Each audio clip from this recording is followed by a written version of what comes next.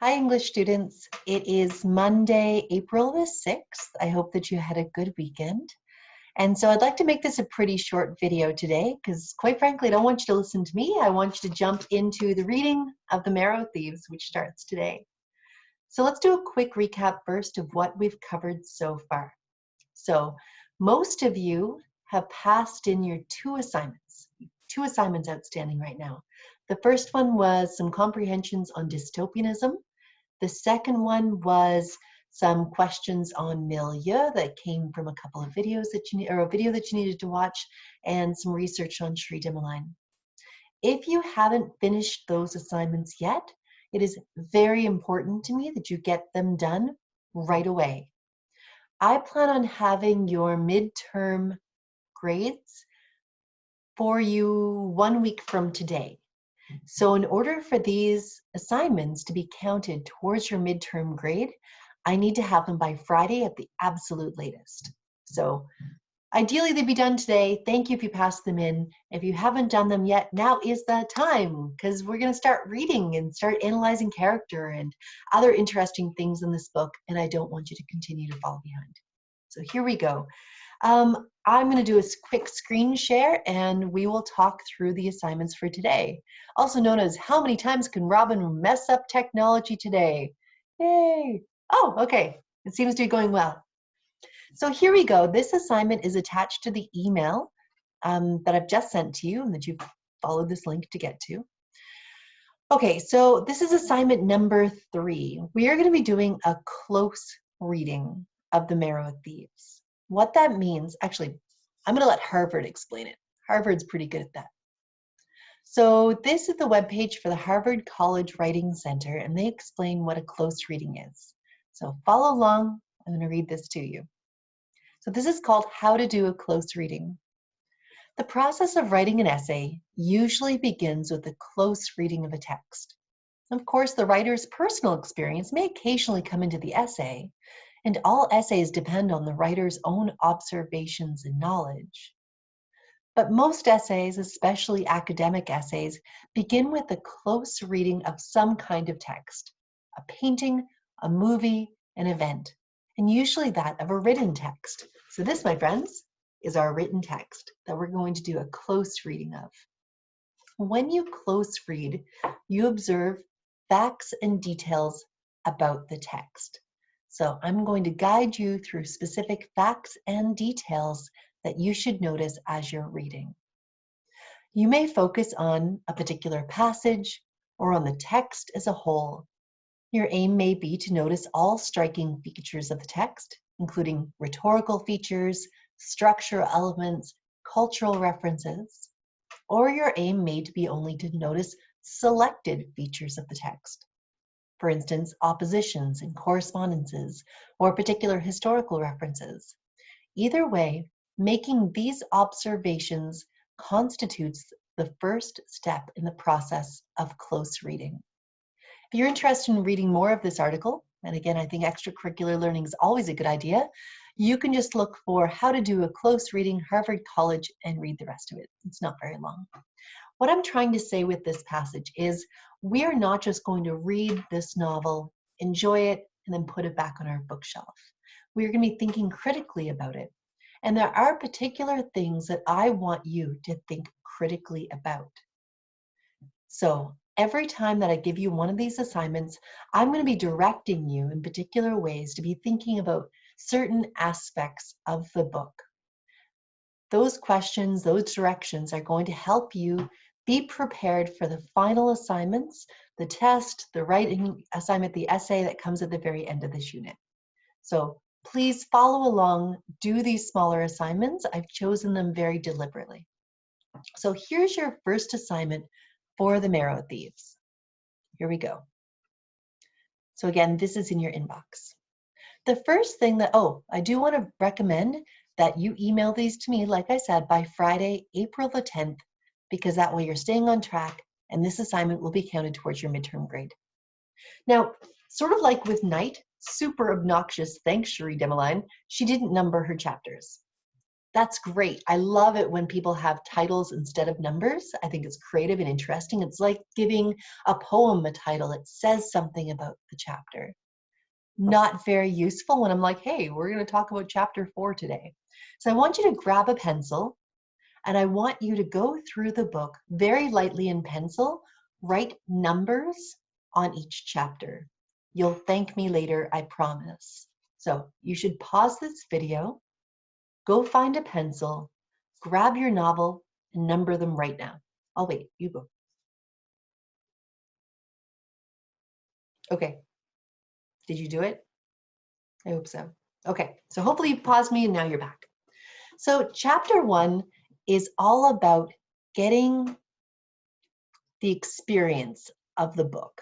I want us to just jump in and figure out, who are these people? What's happening to them? What world are we in?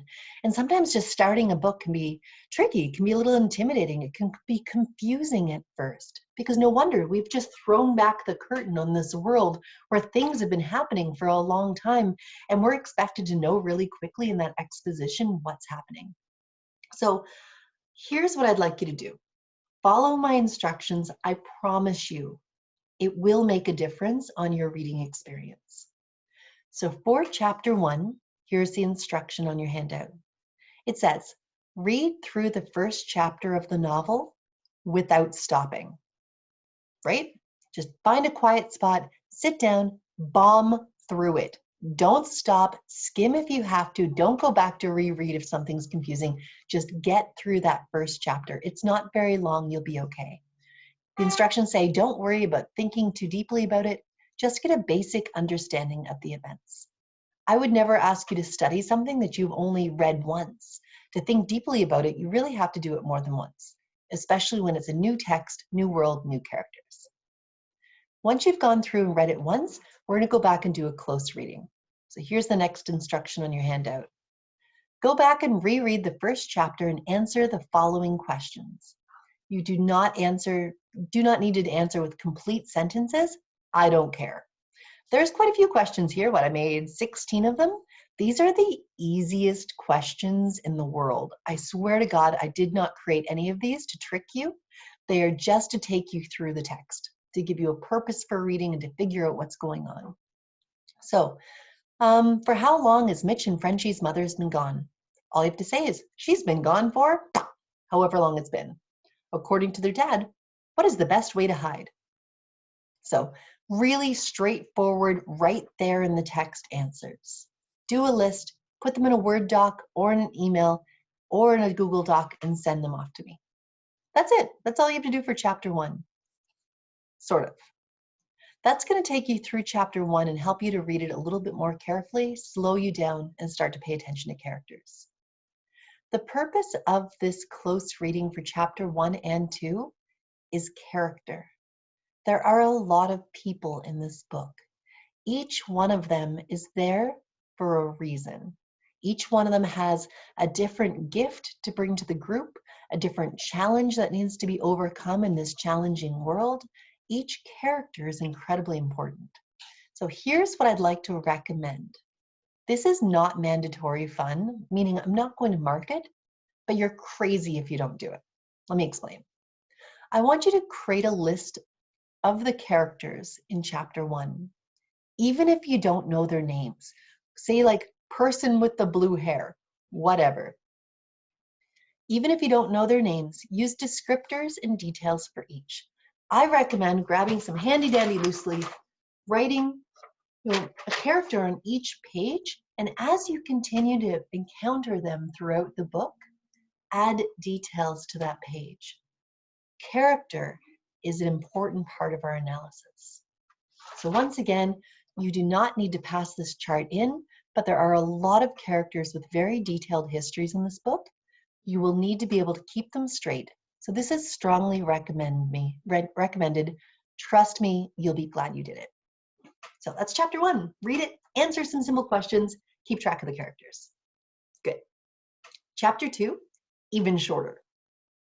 Chapter 2 is called The Fire. So here's your assignment for chapter 2.